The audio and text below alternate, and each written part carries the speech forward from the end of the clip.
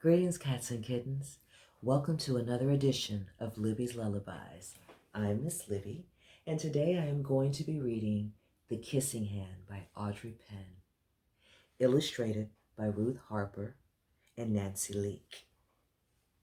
I want to thank my friend Cameron for recommending this very cute and very sweet story. He said it was one of his favorites when he was a boy, and I can see why. And when I'm finished reading, hopefully you will see why as well. So sit back or lay down. Either way, I want you to relax and enjoy The Kissing Hand. Chester Raccoon stood at the edge of the forest and cried. "I don't want to go to school," he told his mother. "I want to stay home with you. I want to play with my friends and play with my toys and read my books and swing on my swing. Please, may I stay home with you?" Mrs. Raccoon took Chester by the hand and nuzzled him on the ear. "Sometimes we all have to do things we don't want to do," she told him gently, "even if they seem strange and scary at first. But you will love school once you start.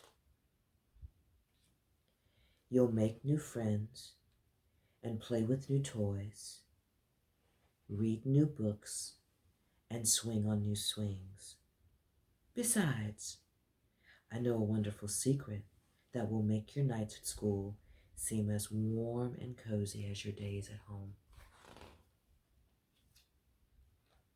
Chester wiped away his tears and looked interested. "A secret? What kind of secret?" "A very old secret," said Mrs. Raccoon. "I learned it from my mother, and she learned it from hers. It's called The Kissing Hand."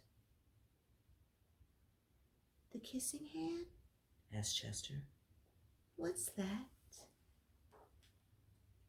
"I'll show you." Mrs. Raccoon took Chester's left hand and spread open his tiny fingers into a fan. Leaning forward, she kissed Chester right in the middle of his palm. Chester felt his mother's kiss rush from his hand, up his arm, and into his heart. Even his silky black mask tingled with a special warmth. Mrs. Raccoon smiled. "Now, whenever you feel lonely and need a little loving from home, just press your hand to your cheek and think, 'Mommy loves you, Mommy loves you.' And that very kiss will jump to your face and fill you with toasty warm thoughts." She took Chester's hand and carefully wrapped his fingers around the kiss. "Now, do be careful not to lose it. But don't worry.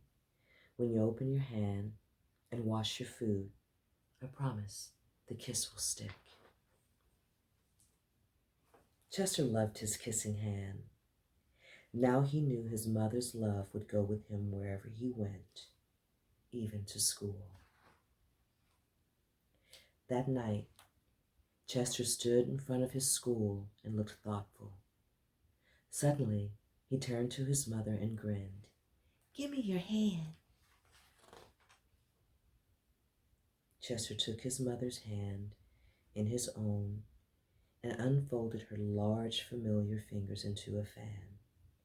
Next, he leaned forward and kissed the center of her hand.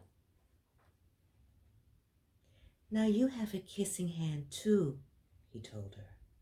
And with a gentle "Goodbye, and I love you," Chester turned and danced away. Mrs. Raccoon watched Chester scamper across a tree limb and enter school.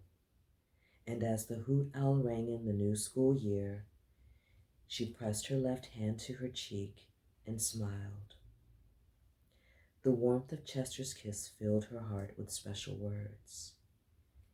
Chester loves you. Chester loves you.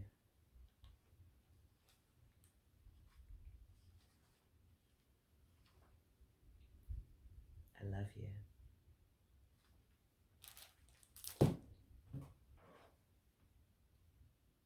Isn't that a sweet story? I would like for you to open your palm and make yourself a kissing hand.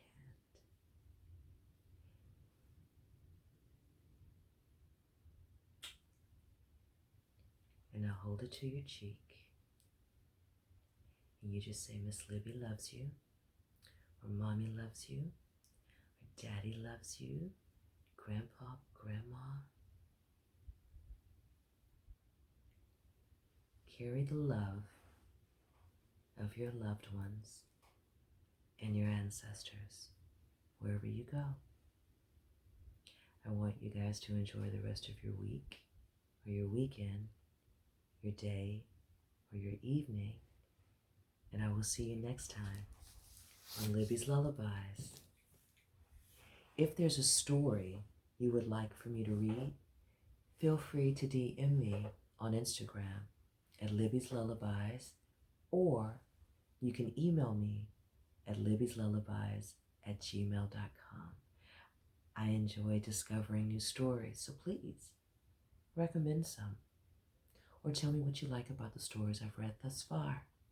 I would love to hear from you. Cheers.